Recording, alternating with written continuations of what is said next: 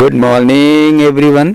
ये आज हम इसमें पुरुषार्थ जो एक बेहतरीन टॉपिक है और भारतीय सामाजिक व्यवस्था की महत्वपूर्ण विशेषता है, उस पे चर्चा करेंगे। तो पुरुषार्थ क्या है? एक्चुअली सामान्य अर्थों में समझे, पुरुषार्थ का मतलब लक्ष्य है। हमेशा इंसान जो भी गतिविधि करता है, क्रिया करता है, वो कुछ न कुछ लक्ष्य के कारण करता है। और मानव जीवन के 4 लक्ष्य बताए गए हैं भारतीय सामाजिक परंपरा में। पहला है धर्म, दूसरा है अर्थ, तीसरा है काम और चौथा है मोक्ष। इसमें धर्म, अर्थ और काम को त्रिवर्ग कहा जाता है। त्रिवर्ग। पुरुषार्थ जो है जीवन के मूल उद्देश्य हैं, जिसके द्वारा व्यक्ति परिवार एवं समाज के प्रति दायित्वों का भूमिकाओं को निभाता है। क्योंकि आपको पता तो होना चाहिए लक्ष्य क्या है। तो और उसका सबसे जो पहला है धर्म है। धर्म से तात्पर्य व्यक्ति को आत्म संयम, संतोष, क्षमा, दया, उदारता, अहिंसा, कर्तव्य पालन आदि गुणों को ग्रहण करने की प्रेरणा मिलती है। तो यह है धर्म का असल में अर्थ। और दूसरी व्यवस्था है अर्थ। अर्थ से तात्पर्य व्यक्ति की भौतिक क्रियाओं से है, जो धन संचित करता है, पैसा कमाता है। आप जानते हैं गृहस्थ आश्रम में जा करके लालन पालन करना है परिवार का, उसके लिए पैसा कमाना है।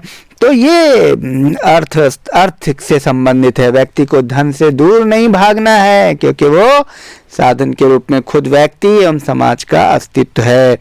तो धर्म के लिए आवश्यकता के अनुसार धन का उपार्जन और उपभोग भी करना होगा, इसके लिए अर्थ है। और काम से व्यक्ति की कोमल भावनाओं एवं वासनाओं से है। प्रेम और यौन इसके विषय हैं। सेक्सुअल रिलेशनशिप है, जिससे क्या है, समाज की निरंतरता बनी रहती है। काम एक विस्तृत अवधारणा है जो निश्चित रूप से मैथुन तक सीमित नहीं है, सेक्स तक सीमित नहीं है। काम की पुरुषार्थ के रूप में इस दृष्टि से महत्ता है कि मनुष्य की प्राणी शास्त्रीय आवश्यकता की पूर्ति और संतानोत्पत्ति की reproduction as well as sexual satisfaction और पिता के ऋण की भी समाज में निरंतरता बनाए रखने का महत्वपूर्ण साधन है काम। और मोक्ष जो चौथा है, अंतिम है, व्यक्ति के जीवन का चरम लक्ष्य है।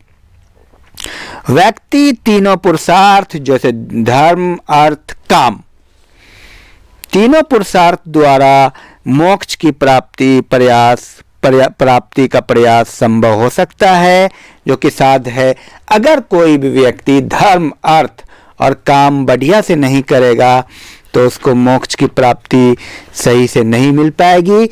तो सारे चारों प्रकार के पुरुषार्थ में भी एक संतुलन होना चाहिए, और पुरुषार्थ में संतुलन होगा तभी मोक्ष की प्राप्ति संभव है। तो और मैं आपको बताऊं कि आखिर इसका ये जो पुरुषार्थ है या पुरुषार्थ के जीवन का आखिर क्या महत्व है। तो वास्तविकता यह है कि सामाजिक महत्व से के दृष्टिकोण से अगर आप देखा जाए तो धर्म, अर्थ और काम और मोक्ष एक दूसरे से संबंधित पुरुषार्थ हैं।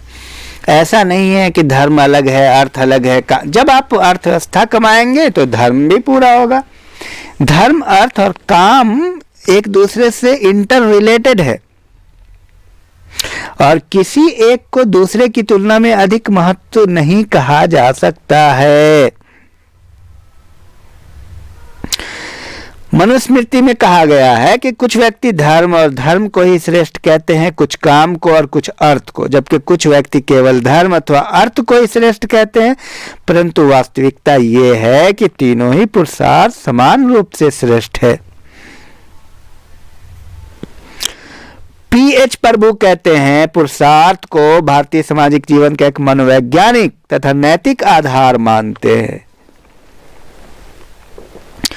मनोवैज्ञानिक रूप से यह बहुत महत्वपूर्ण है क्योंकि इनके माध्यम से व्यक्ति मानसिक संतुलन प्राप्त करके जीवन में उच्चतर लक्ष्यों को प्राप्त करने का प्रयत्न करते हैं।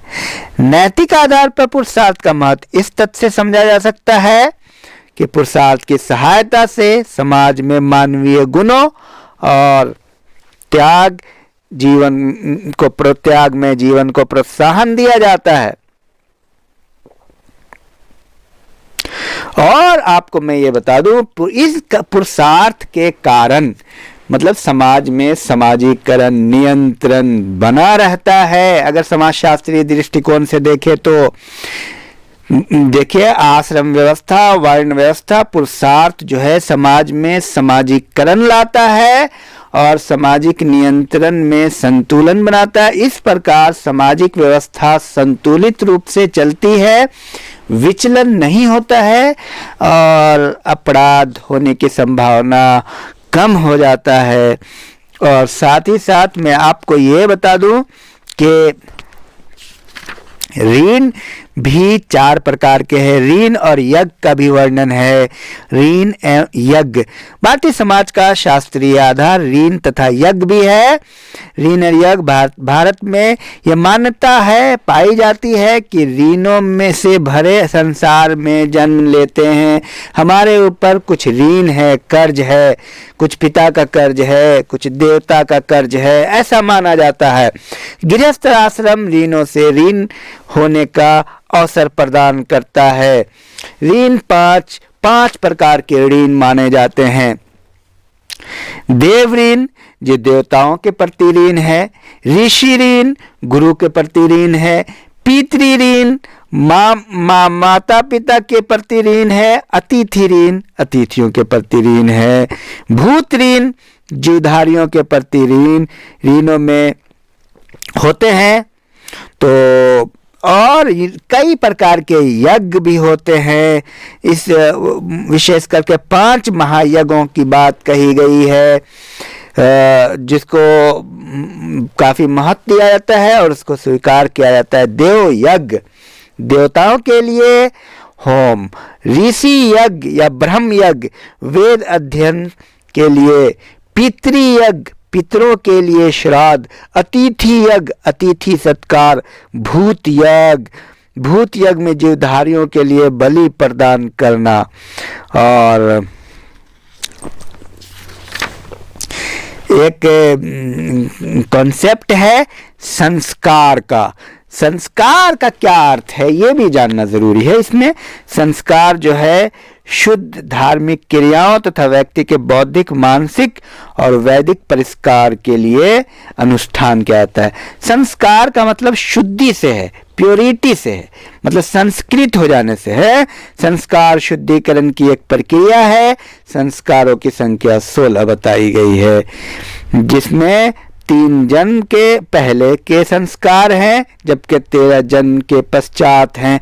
तो संस्कार का उल्लेख मैं दूसरे वीडियो में करूंगा। तो कुल मिलाकर के मैं आपको बता दूं, वर्ण व्यवस्था, पुरुषार्थ व्यवस्था और आश्रम व्यवस्था, ये तीनों व्यवस्था समाजशास्त्रीय दृष्टिकोण से सामाजिक व्यवस्था को बनाए रखती है और व्यक्तित्व का विकास करती है, समाज में नियंत्रण लाती है, समाजीकरण करती है।